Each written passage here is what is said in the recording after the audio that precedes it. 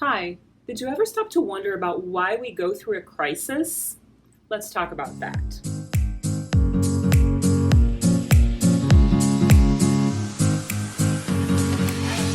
Hi, I'm Paola Ranova, founder of Ranova Enterprises and creator of the Cardinal Method of Life Connection. And today we're going to talk about the reason we go through a crisis.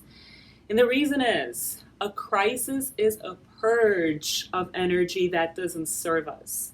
In other words, a crisis is a way of consciousness talking to us. It's a language of consciousness, if you will, that tells us we are not on track and or that we've accumulated unwanted energy, that we have stagnant energy of things that do not serve us either in our bodies or in our professional life, in our financial life, in our friendships, in our love relationships, with our families, or with ourselves in terms of achievement and fulfillment and just being who we really are.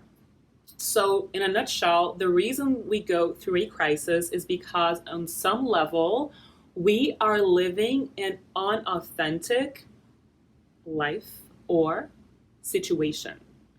So, a crisis is a purge.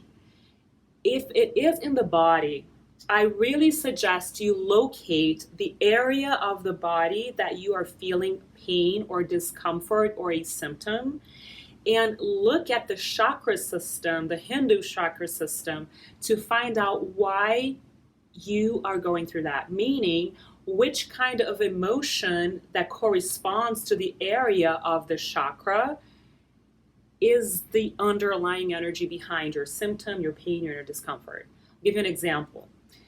Root chakra, which is on the coccyx area, right? The very, very lower spine, the bottom of our spines.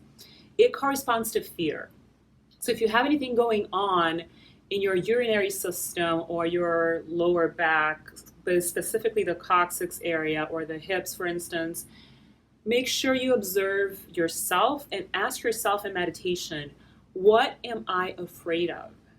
Because the symptom is your body purging whatever stagnant emotion or unfinished business or unsolved issue you're going through. And in the long run, what it is, the stagnant emotions that stay in our bodies are really resistance to the flow of life. And more often than not, whenever we have symptoms or chronic pain or chronic disease or whatever, it has to do with our resistance to our higher self and the calling of our higher self.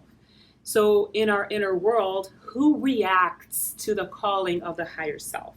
Who reacts to happiness and fulfillment and being your best potential? Your wounded inner child and or your controlling ego. It's one of the two. And usually they put up a huge fight when you want to create positive change in your life.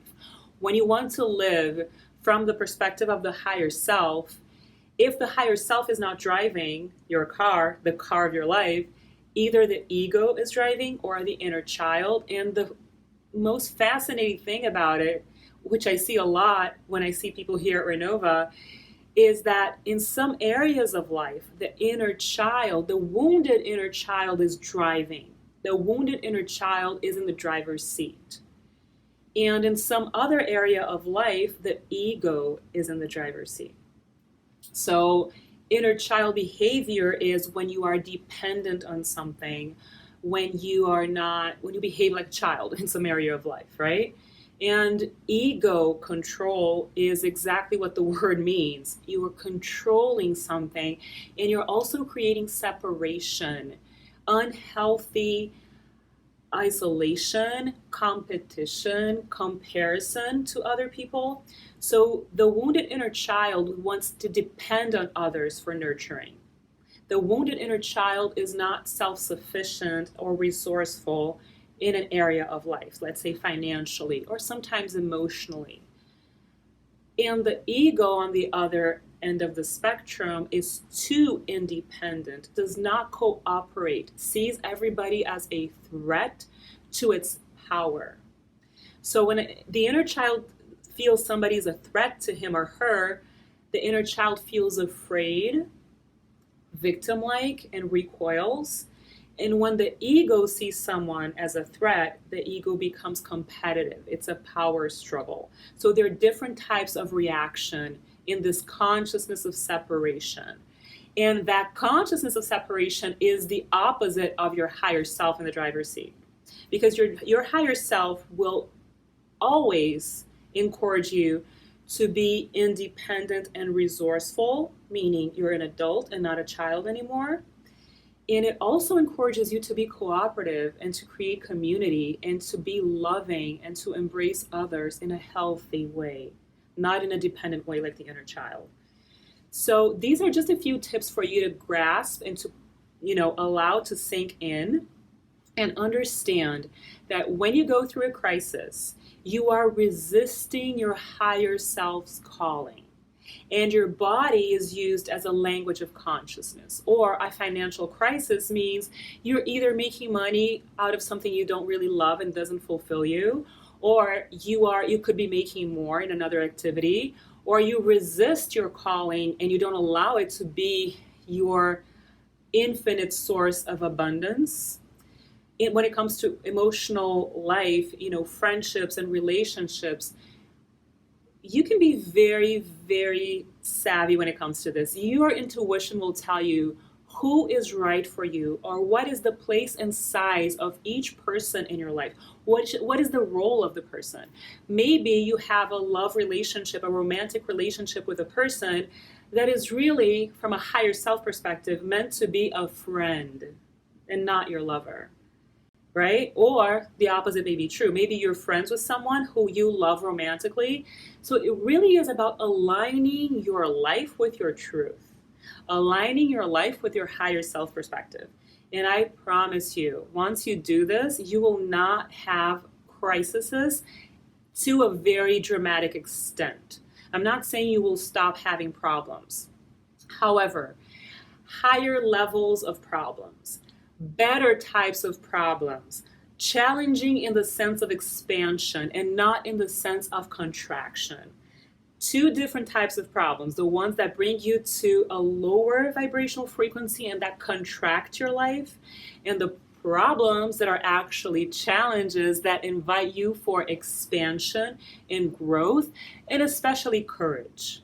Because going through a crisis means you are being asked to go forward and leap into whatever it is that scares you. And the moment you do that, you'll realize that it is not as bad as you think.